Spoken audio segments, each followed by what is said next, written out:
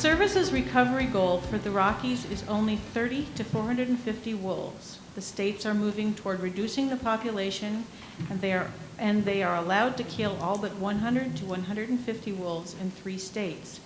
How can such a low threshold be termed recovered? What about ecological function? Let us go with Mike, Ed, and Larry. Oh, wow, I got to start right away. Okay, well, to begin with, the law doesn't say anything about ecological recovery per se. It certainly makes reference to it. I made reference to that reference earlier today when I said the findings say these species of ecological value. What's very clear is that the Fish and Wildlife Service's floor for recovery, that which they consider minimum, could well become the state's ceiling, what the states consider maximum. So I know as a legislator in Montana, we're trying to drive wolf numbers down because we think we're held to something like 150 and then a few.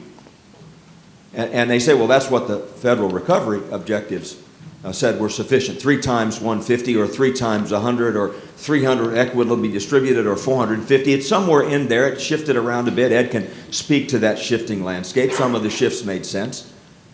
But the fact is, all due respect, and Ed's a good friend of mine. I live with Ed when I serve in the legislature. We've had this conversation ad nauseum.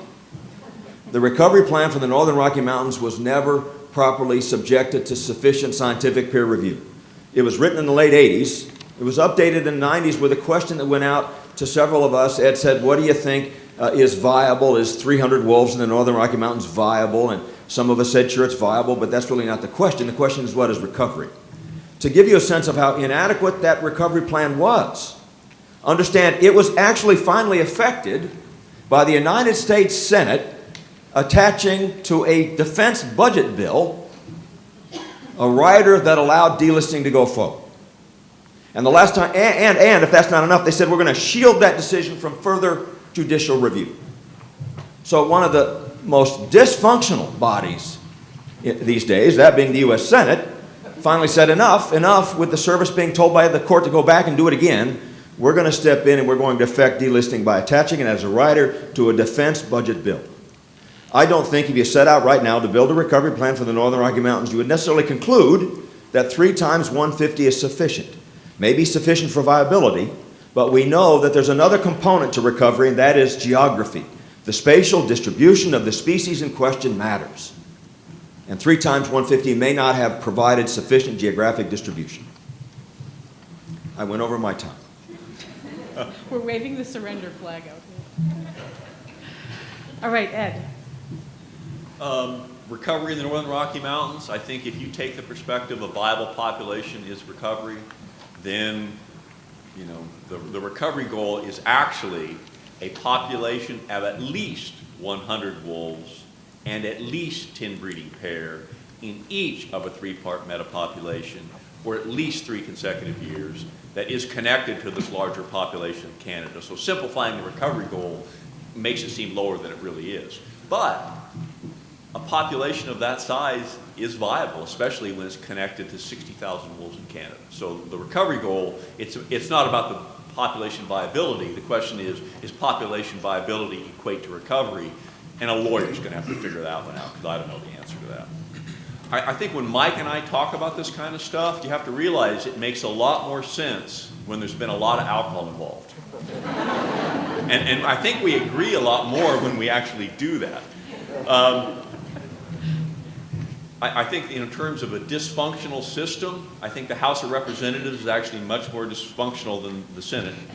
But they passed that too. And I think it's telling that the service tried to list and delist and do all this recoveries planning stuff. And finally, our system of government just went, enough is enough. We're done. And I wouldn't be surprised at all if we look at the issue of recovery and all that stuff, if wolves happen to get listed in the Midwest again through litigation, if they happen to get relisted in the West somehow, if the national strategy goes down, the companion bill in the House of Representatives before the Northern Rocky Mountain delisting thing went through was passed and signed by the president, was that wolves in the lower 48 would not be listed at all, period, everywhere, Mexican wolf included. So I think the Northern Rocky goal wolves are going to be fine, the states are going to hunt them, but overall, there's still going to be a lot of wolves in a lot of places. And Larry. Well, the discussion about the alcohol reminds me of why I was stepping back away from the podium in the crossfire. In reality, we have to recognize the Endangered Species Act creates a legal construct. When we achieved populations of what were defined as recovery in the Northern Rockies, we saw an explosion and expansion of that population. That demonstrates the viability of that number. Anything between a maximum sustainable population and a minimum viable population is a political target. The legal targets and the biological targets are framed between minimum viable and maximum sustainable. And I'll leave it to the biologists in the Northern Rockies and the attorneys to debate what minimum viable is. But when you try to use the Endangered Species Act or any other law as a weapon to argue for your social outcome that you want, and then you use science as a tool to defend your weapon to get that social outcome you want, you subject that law to a level of scrutiny that could be damaging to that law in the long run, and I think a congressional intervention to delist was not good for the Endangered Species Act.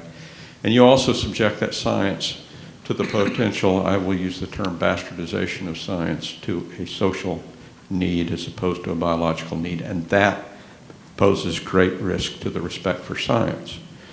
So I think we need to frame the debate correctly, and we need to recognize the purpose of the Endangered Species Act and honor that. Recognize the use of science and honor that.